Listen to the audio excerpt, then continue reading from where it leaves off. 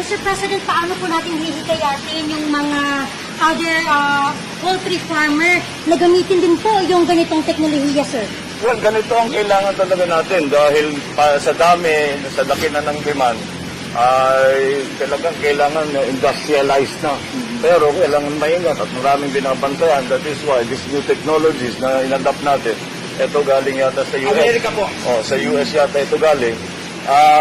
Para naman, magkaroon na tayo ng magandang supply ng manok. Madami siguro. Kasi this is the reason that I made sure to come here para ipakita nga na meron talagang paraan para magkaroon tayo ng sapat na supply. Mr. President, a follow-up question po, since ano po yung katingin niyo magiging contribution nito sa presyo ng itlog at manok, especially po na malapit na po yung Pasko. Advance, Merry Christmas na po Oo nga pala. pala. Natural.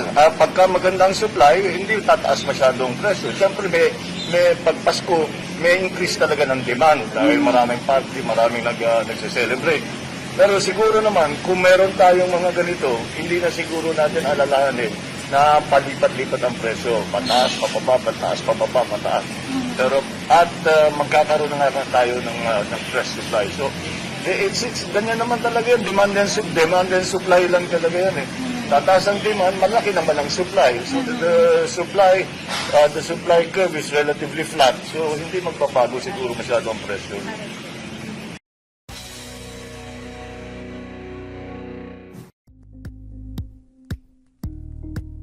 Thank you for watching Politico TV. Please like and subscribe to our channel for more videos.